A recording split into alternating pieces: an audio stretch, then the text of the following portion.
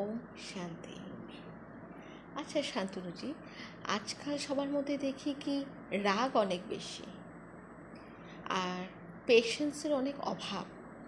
কোনো একটা কাজ করতে গিয়ে খুব তাড়াতাড়ি ইরিটেট হয়ে যাওয়া, নিজের মধ্যে ধৈর্য না রাখা। তো এটা কিসের জন্য হয়? কেন আজকাল মানুষ এত বেশি অধৈর্য হয়ে পড়ছে? সেই বিষয়ে আপনি কি বলবেন? দেখুন, দিনের পর দিন যেভাবে সবার মধ্যে এত কম্পিটিশন বাড়ছে এবং যে যতটা পারে নিজেকে পারফেক্ট করার চেষ্টা করছে, কিন্তু তার মাঝে প্রত্যেককে বিভিন্ন রকম পরিস্থিতির মধ্যে দিয়ে পেরোতে হয়, বিভিন্ন রকম ঝামেলার মধ্যে দিয়েও যেতে হয়। তো তার জন্য কি হয় না কি, যে কোনো কাজের ক্ষেত্রে যখনই কেউ ফোকাস করে, তো সেই কাজটাকে কমপ্লিট করার জন্য তাকে অনেক রকম সিচুয়েশনের মধ্যে দিয়ে পেরিয়ে যেতে হয়। এবার বিভিন্ন ধরনের ব্যাপারগুলোর মধ্যে বিভিন্ন ধরনের প্রশ্ন থাকে, বিভিন্ন ধরনের সমস্যা থাকে। তো কী হয় না, ওই জন্য মানুষ আজকাল যে কোনো একটা জিনিসে ফোকাস করতেও করতে পারে না। তো তার জন্য কী হয় কি, প্রত্যেকের মধ্যে এখন একটু মানে সহ্য ক্ষমতাটা আস্তে আস্তে কমে যাচ্ছে। এবং সহ্য ক্ষমতা কমার অনেক বড় রিজন হচ্ছে নিজের প্রতি কন্ট্রোল না রাখা।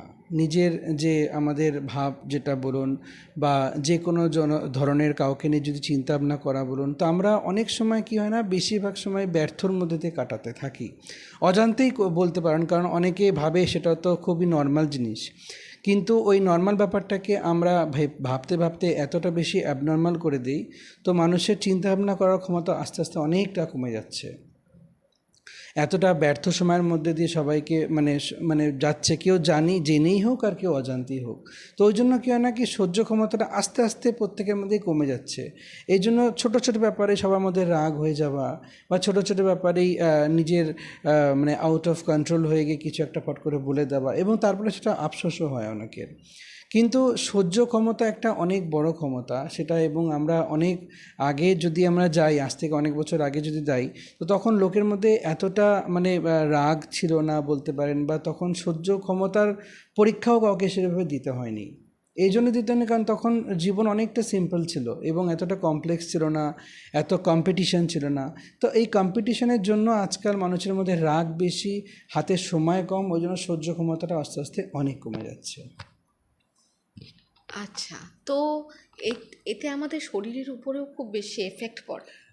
তো সেই বিষয়ে আপনি যদি এটার কোনো বিধি বা আমরা কিভাবে এটাকে ইজি লাইফে এটাকে আরও ভালোভাবে নিয়মিত নিজের উপরে কন্ট্রোল করে নিজের রাগ বা নিজের সহ্য ক্ষমতাটাকে বাড়িয়ে আমাদের জীবনটাকে আরও ভালো করে তুলতে পারবো, সেই বিষয়ে যদি আপনি একটু উদাহরণ দিয়ে আর কোনো বিধি বলেন, তবে আমাদের ভাই বোনদের বুঝতে খুব সুবিধা হবে।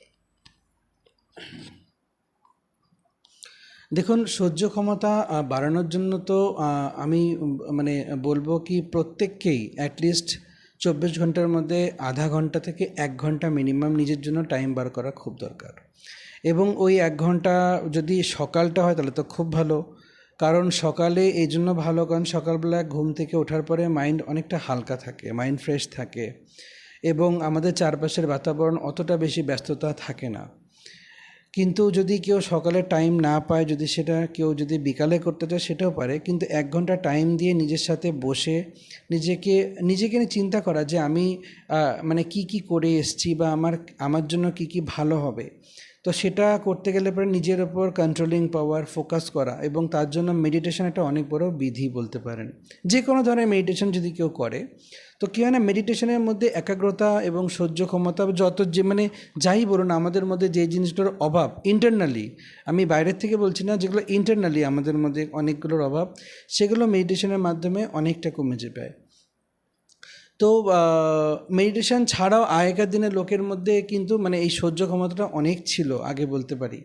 তো আমি একটা ছোট্ট একটা মানে স্টোরি আপনাকে বলবো এই জন্য কি, অনেক বছর আগের ঘটনা, একটা মানে ভারতবর্ষেরই একটা সাউথ ইন্ডিয়াতে একটা গ্রামে একজন লোক ছিল যে খুব সুন্দর মানে শাড়ির কাজ করতো আর কি, শাড়ির মধ্যে যে কাজগুলো সেগুলো খুব ভালোভাবে করতো। তো ন্যাচারালি যখন কেউ কিছু ভালো করে তো তার এগেনস্টে অনেকে দাঁড়িয়ে যায়, এটা আমরা দেখে আসছি অনেক বছর থেকেই। তো ওই গ্রামের মধ্যেও দু একজন ছিল যে সবসময় মানে তাকে নিচে দেখানোর বা তার মধ্যে যে একটু সহ্য ক্ষমতা, যেটা সবাই জানতো যে ওর মধ্যে সহ্য ক্ষমতা খুব ভালো, সহজে উনি রাগ করে না, রেগে যায় না। তো তার জন্য ওকে মানে ইরিটেট করার জন্য বা সহ্য ক্ষমতার পরীক্ষা নেওয়ার জন্য একবার ওটা চিন্তা করলো, একজন প্ল্যানিং করেছিল। তো একবার কী হয়েছিল যে ওই গ্রামের লোকটা একটা খুব সুন্দর শাড়ি ডিজাইন করে দোকানে নিয়ে এসছে, নিজের ও দোকানে বিক্রি করতো। তো ওই যারা ওই অপোজিটে যারা ছিল অপোজিশন, তাদের মধ্যে একটা ছেলে নিজের মানে ড্রেস চেঞ্জ করে যাতে ওকে কেউ বুঝতে না পারে সেইভাবে ও নতুন রূপ নিয়ে এসেছিল ওর কাছে। এসে বলছে ওই শাড়িটার কথাই বলে যে এটার দাম কত। তো বললো এই শাড়িটার দাম 500 টাকা। তো তখন লোকটা শাড়িটা নিয়ে বললো দেখি, বলে শাড়িটাকে 2 টুকরো করে দিল। তো 2 টুকরো করার পরে তারপরে লোকটাকে বললো এখন এটার দাম কত। তখন জেনারেলি লোকটা বললো 250 টাকা করে। তারপরে আবার ওই বাকি টুকরোকে আরও দুটো টুকরো করলো। তখন বললো যে এটা এখন দাম কত। তখন বললো 125। তো এইভাবে ও কী করলো কি প্রত্যেকটা শাড়ির পরে প্রত্যেকটা টুকরো করতে করতে প্রত্যেকবার দাম জিজ্ঞাসা করতে চাইলো। আর স্বাভাবিকভাবে দোকানদারও নিজের মানে সহ্য ক্ষমতাটাকে কন্ট্রোলিং করেই ও প্রত্যেকবার ওটার দাম হাফ করে বলতে থাকে। তারপরে এরকম করতে করতে লাস্টে গিয়ে খালি কাপড়ের একটা মানে সুতো থেকে যায়। তো সুতো থাকার পরে তারপরে লোকটাকে গিয়ে জিজ্ঞাসা করলো যে দেখো এখন তো এই শাড়িটার পুরো মানে আমি টুকরো করে ফেলেছি, এখন এর মধ্যে কিছুই নেই, খালি কাপড়ের সুতো আছে।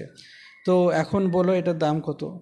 তো তখন দোকানদারটা বলছে যে দেখো শাড়িটা তো তুমি নাওনি, তো আমি তোমার থেকে টাকা নেই কীভাবে, তো এটা আমার কাছেই রেখে দেওয়া, কারণ তুমি তো নিলেই না, আমি তোমার কাছে টাকা নেবো কেন। তো তবুও মানে লোকটার মধ্যে একটু রাগ ছিল না। তো এই দেখে যে সামনের লোকটা প্রচণ্ডভাবে ওর কাছে মানে মনে মনে ক্ষমা প্রার্থী হলো এবং ওকে পায়ে ধরে ওকে নমস্কার করে বলল যে দেখুন আমি আপনার সহ্য ক্ষমতার পরীক্ষা নিতে এসেছিলাম, কিন্তু আমি সত্যি হেরে গেলাম। আপনি একবারের জন্য একবার রাগ করলেন না এবং না একবারের জন্য আমাকে কিছু উল্টোপাল্টা বলেন।